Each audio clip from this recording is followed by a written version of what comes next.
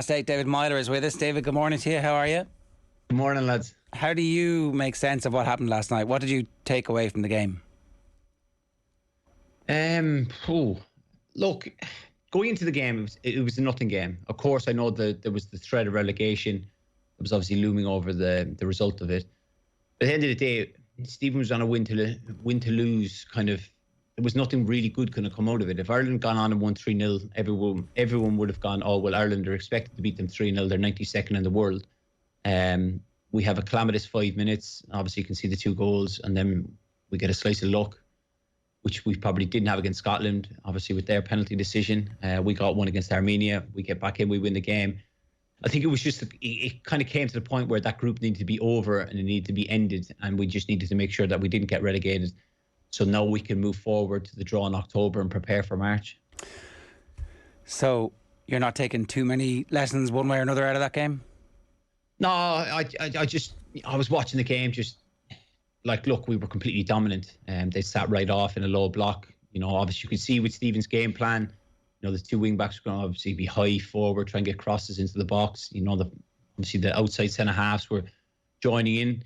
It was all very good and well. We were getting into very dangerous areas. We weren't creating a whole lot. A lot of our it was a lot of set pieces that our chances came down to. But at least there was a positive kind of influence on the game. We were, pushing them right back. Obviously, like I said there, you have that blip in concentration with the complacency, and we can see 2 goals. But like, it comes down to like, what side of the coin are you on? Are you in favour of Stephen, or are you not in favour of Stephen? You know, there's a lot of noise coming from both sides, from 2 different camps. At the end of the day, that game, like I heard the lads mention Damien Delaney had obviously said, look, it was a wooden spoon match. That's what it was. You know, there was nothing coming out of the group. We just needed to get a win, get over it. Obviously, I know they've got the friendlies in November against Malta and Norway. But it's all about the qualifying group for the Euros, and that starts in March. He's bedded a lot of young players in. They'll have taken a lot from, the last kind of Nations League campaign. Like, you look at how many of them are, still 2021. They have a lot of learning to do. There's probably that lack of experience, with them.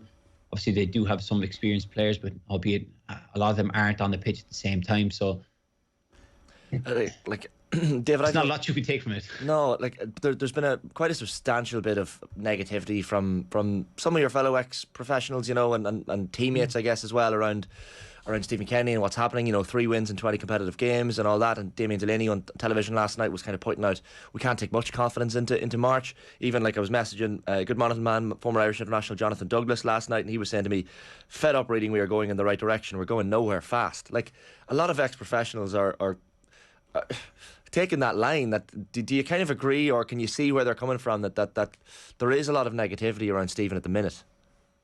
Oh, of course, but Stephen's not excluded from that, because he is the Irish senior national manager. He's going to come under criticism. He knows that, but like Damien said the other night, like, it's a results business. He gets a result. He's won the game, albeit the performance wasn't fantastic. But if anyone had said going into the Armenia game they weren't confident going into March, fair enough. But whether Ireland had won 3-4, 5-0 last night, would you have been any more confident? Because Armenia are 92nd in the world, so it was a nothing game. We just needed to get a result, get the victory, and just move on. Like, of course, there's going to be people who want it here and now, but unfortunately, that's not going to happen. Like I said initially when he took over, listening to his interviews, there is a long-term vision with him, which I appreciate. A lot of these young lads, like you look at them, they're still 2021. They're carving out, their careers. A lot of them aren't playing regular football. They're not at the level that we would have, we'd obviously love to see them play. But there is positive throughout the thing. It's just when you come down, you minimise it to results only. It's not been fantastic, but I don't think Stephen would shy away from that. From a tactical perspective, are you seeing an evolution in the style of play that at least suggests that the plan that they're trying to build on is being carried out? I guess that's one of the things you can kind of say, although albeit it's a nothing game, the shape of the team should begin to emerge over the period of, say, the last 3 or 4 games in particular. Post-COVID, everybody's back normal. There's fans in the stadium. Like if we take that as a kind of a point forward, I mean, certainly I'm not ignoring the previous results, because you can't do that. But if you take it as, okay, this is like a reset button, is there enough of a trend there that you're saying, okay, this team is actually quite well coached. I understand what they're trying to do. I can see what they're trying to achieve. They might not always be great at it, but I'm going to mark them now on the basis of the plan, at least, that's in place. Yeah, and you could tell from the way that they're playing. Obviously, Stephen has adapted this 5 at the back. I know he didn't really play it at Dundalk. He said he played it previous jobs. But certainly with the personnel we have, you can see that they're working together. They're obviously practicing on the training ground. They're going through it. Players look comfortable. I think Stephen now is at a position where he kind of knows his starting 11. Like, obviously, I would have put Ogbene higher up in the pecking order. I was surprised he didn't feature last night. I don't know, was there a knock or something? But he seems to have that, 11 players guaranteed that he thinks is going to start. You could see from one of his interviews about Josh Cullen, obviously, who's suspended, that he was an integral part of their team. You can tell by the type of player he is, certainly with keeping possession, kind of keeping things safe and tight in front of the back 5 or the 3 centre halves. Certainly there has been a shift in the way he's trying to progress Ireland and the way they're playing. And look, from the outside looking in, and from mumblings I hear from different players, they've all bought into it. So that's a positive. But it's just, regardless of however last night, I don't think there would have been, if Ireland had won 3 or 4-0, I don't think there would have been a lot more optimism this morning. Is the midfield a concern? Like you mentioned Josh Cullen there, and it was quite glaring that he wasn't on the pitch last night. I know Jeff Hendrick probably didn't have the best game he's ever had in an Irish jersey, but is that maybe relative lack of strength and depth in that position a concern going forward, David? Well, I played midfield, but there was always a concern over midfield, like going back all the way back to 2012, kind of, that Euros. Obviously Glenn and Keith, like, people had question marks over them, even though the two of them were very good players. And then coming onwards in the teams I played, and people always had concerns over, midfield. Obviously, we were very fortunate to have a player like Roy.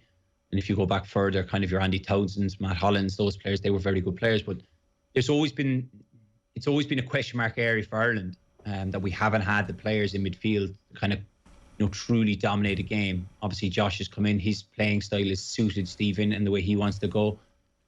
But like, it's just, Jeff has been a bit of a scapegoat since 2017, that everyone seems to kind of pile on him. Okay, yeah, it wasn't his greatest performance for Ireland, but at least he doesn't, shirk the challenge of trying to get on the ball, trying to make stuff happen. He gets into the final third. He's trying to play passes, albeit some of them don't come off, but he's one of the ones that is trying to drive us forward and try and play the ball into key areas.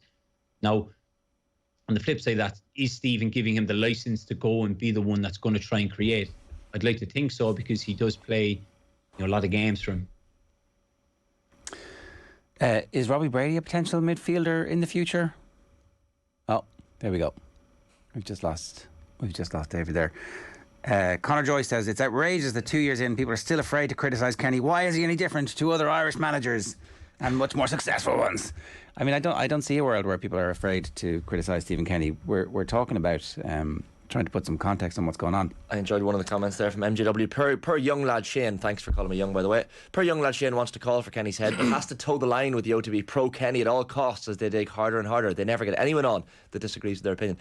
I don't have to toe any line. I said at the outset, I am confused. I like what Kenny's doing with this team, and yet I can recognise that for periods last night it was atrocious. So I think a lot of Irish fans are confused this morning. I'm just one of them. Yeah, I think that was generally the consensus coming out. What happened last night? How do you explain it? And even Nathan was talking to the players afterwards, David, and they couldn't quite explain what happened. Have you been in games like that where everything is cruising and the opposition don't appear to be trying to score, and all of a sudden 3 minutes later you're like in danger of going out of the competition if it's a cup game, or losing the match? Like, how does it happen that a team is so dominant? We dominated possession. I think we'd 19 shots and they'd 4 and 2 goals out of them. Like, the stats are all heavily suggesting that it was a dominant performance from Ireland.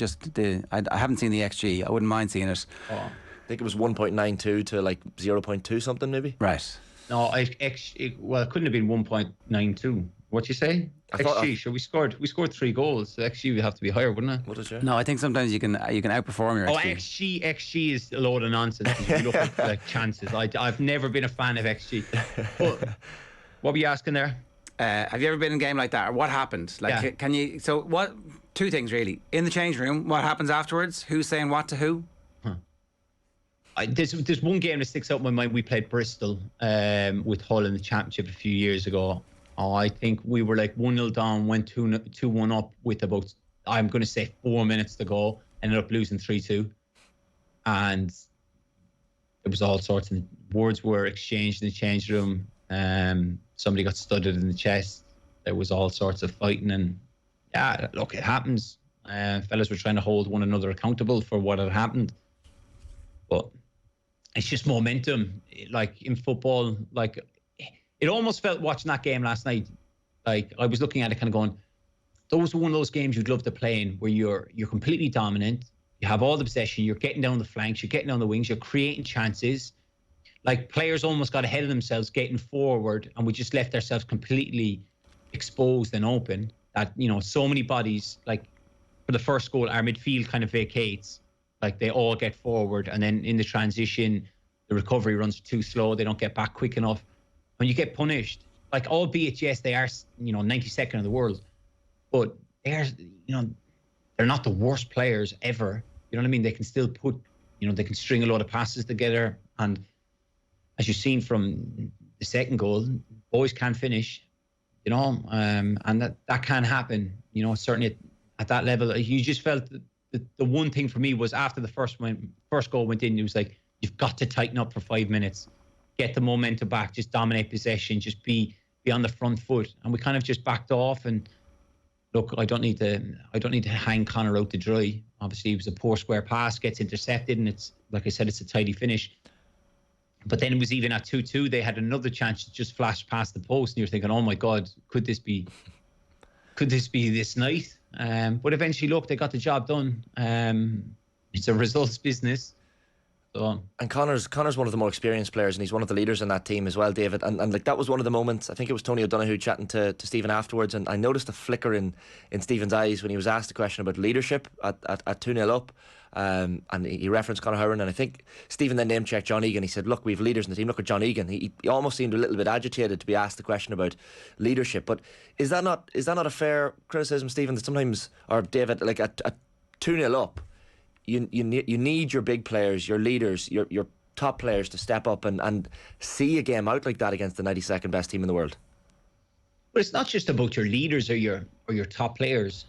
Like, these are all professional players. They'll have played football. They know themselves that you're 2-0 up in a game with 20 minutes to go. You see that through. You cannot. Okay, look, a goal can come. You can concede a goal.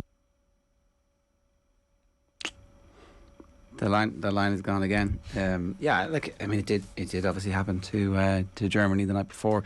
Somebody had good context there about the group that we're going to be in, and the teams were in B and C. Some perspective. David Scanlon says Northern Ireland and Slovakia stuck in League C. England, Wales relegated to B, Sweden relegated to C. We're not in a good place, but things could be a lot worse. Yeah, it's fair. And you see the results of Northern Ireland last night, getting beaten out the gate basically by Greece, and the struggles they're under with Barraclough. Things could be a lot worse. Kenny FM is rattled. Who'll be the first to jump ship? Asks Owen O'Connor.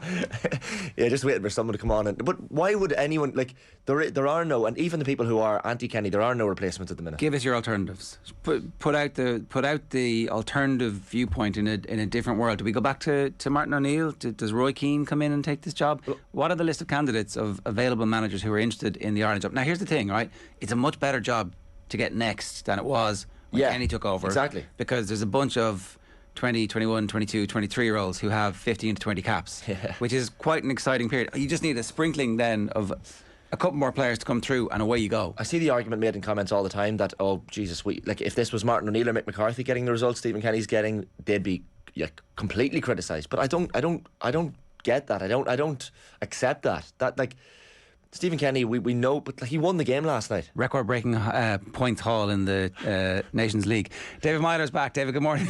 Good morning to you again. Sorry, lads. Skype. I don't like Skype. But yeah, I'm sorry, I'm laughing at you. Record break in the Nations League. It's like we haven't really taken the Nations League seriously as a nation up to this point, and then everybody's like, actually, maybe we should take this seriously because there's a potential for a playoff. And then Stephen Kenny said, "Oh, we're going to win the group," which in retrospect wasn't great. Can I ask you? We were having this conversation since the start. How important are his press conferences and his interviews for the players? Right, because we in the media and the fans talk about them non-stop, and there's it's been a mixed bag, bit of a hostage to fortune, saying, "Oh, we can win this group." But what do the players? Does it matter to the players what he says? Are they watching that for clues and signals, or do they talk about it? What's your instinct in the past? What would have been the case? I would have never read too much into a manager's press conference, or certainly after a draw or something. Of course, once the draw is made, you're thinking, how can we progress? You're looking at. I initially came on, I remember at the start, once I was on off the ball and, we drawn this group with Scotland and Ukraine. I looked at it and kind of gone, that's a difficult group. There's not a lot between us and, Scotland. Obviously, Ukraine had a good Euros, obviously, albeit there's a lot going on in their country.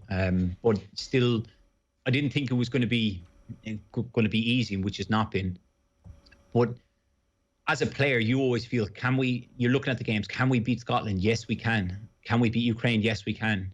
Like, I never looked a lot into it. Kind of, you'd be more focused, regardless, unless the manager was talking about you individually, you might then hear it. You'd be kind of curious to know what he said about you. But the lads will know coming into any camp, when it was the first one, they've got to go, and you're expected to beat Armenia home and away. You're expected to get a result against Scotland at home. You might have to then, come to a draw away from home against Ukraine and Scotland. But those would be the kind of expectations. If you look at it, if we win those 2 games, that's 6 points. Beat Scotland at home, that's 9 points. Ukraine, kind of, I would have looked at it as kind of a free shot home and away. Could you pick something up on that? 2 points, possibly 3 points. Then all of a sudden you're on 12 going to Scotland away, where can you then get a result? Like, the big thing was, I think, after the Armenia away defeat in Yerevan, it was almost kind of, they were always on the back foot and they were trying to make up too much ground.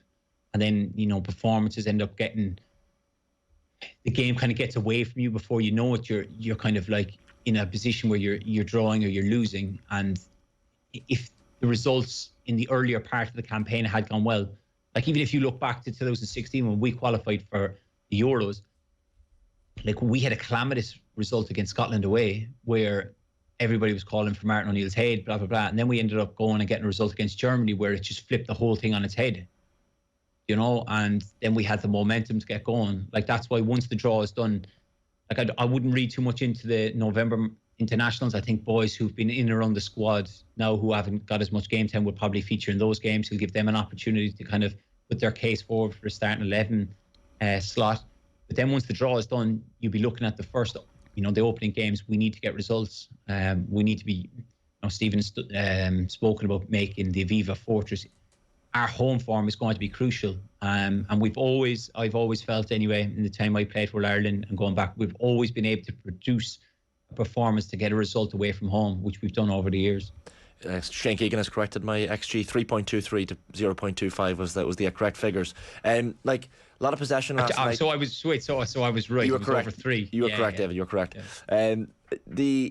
So much possession last night without real penetration, I guess. But do we have to somehow, David, learn how to play against these teams with the low block? Because, like you mentioned, the next qualifying group. But did we not do that last night? Did we not create a lot of chances? Did we not play well? I thought, like at 2-0, I thought, okay, so this is good. This is a template for the next time. Whoever the minnows in our group are, this is how we should play. We'll be very strong from set pieces. We'll get our fullbacks exceedingly wide, and we'll create space. And you'll hope that there'll be some room for a bit of magic from.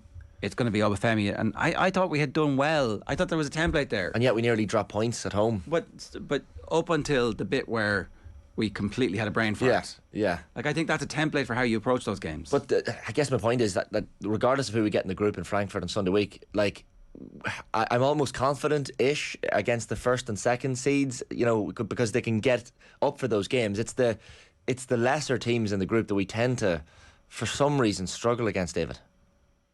I wouldn't say you get up for, if you're playing a Germany, Spain, Italy, France, as opposed to an Armenia, Gibraltar won them. I wouldn't say you get up for one game more than the other. I'm speaking on my own experience. I'd like to think that, when you're representing Ireland, whoever you're playing, you should be, fully up for the game.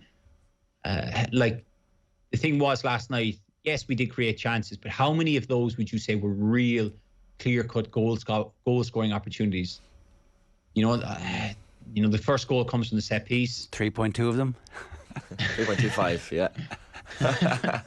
Like the first one obviously is Robbie's free kick in the header. Michael's is a good forward pass. I think it's Darragh O'Shea who plays the ball forward. Michael gets on the half turn, drives forward. We've seen that against Scotland, strikes it from distance, which is an incredible individual goal. The second one is a set piece. Ball falls into the box. It's a scramble. Gets hit off a hand. It's a penalty. Brady tucks it away. Like, if you revert back, how many other opportunities did we have that were intricate play? Like the hardest thing when you play up against a low block is when you have like an Obafemi and Parrott, they get attracted to the ball. And if you're one of the Armenian centre halves, you're kind of going, well, that's fine. You push out that way. You know what I mean? I can deal with that. You're going away from goal. Whereas we needed to get some added runners in behind to kind of try and, albeit there's limited space, try and stretch them, create spaces in between. Okay, so there's a bit of work to be done still on that. Yeah. Yeah. How's the training for your Ironman coming along? I haven't started that. I'll tell you what, I woke up this morning, my right knee's in agony. I think I was watching the football last night. It's coming out in sympathy with the Ireland performance, is it? No. Look, Ger, that game last night was a nothing game. Yes, we don't want to get relegated. Of course, we want to stay in the Nations League B. But at the same time, if we'd won 3-0, would the talk be any different? No, those who had made their mind up have made their mind up. That seems to be exactly, it. And it's hard to change someone. Yeah, it's hard to change someone's mind. Can I just, David, before we go, one note of positivity. Tom Mohan is a man I know reasonably well from back home, but we all know the 21s and the positivity coming through there in the 19s as well. But fill us with optimism with the future. I know you're involved in that under-17 setup as well. Like, how are the lads faring? How's the talent that is emerging? No, obviously I've kept a close eye with Tom, because now with me being involved with the 17s, these players are moving on from the 17s. I think we've got 5 in the squad who've gone on to play obviously against Wales, Hungary. Forgotten who they played in the first one, but they've gone on and they've done terrifically well. Obviously winning their group with maximum points, which is fantastic. I'm delighted for Tom, because now he is something to look forward to. Obviously, then the flip side of that with the 21s. I watched their game in Tala. They were very unfortunate. It was kind of probably a missed opportunity for them. I imagine Jim will look back on that thinking we could have gotten another goal or just kept it together and kind of got that victory going over. Because it was always going to be difficult to go to Israel. But they had an incredible season. To think that they got to a playoff and the unfortunate way to lose on penalties was very cruel. There's a lot of optimism with these younger players coming through. Obviously, we've got our own campaign starting next month with the 17s, but we'll be looking to, follow with Tom and qualify for the elite phase in March. Well, listen, best of luck with that, David. Great to have you with us. Thanks a million. Cheers. Cheers, gents. Thank you. David Meyler giving us some insight into what the players will be thinking in the aftermath of that game.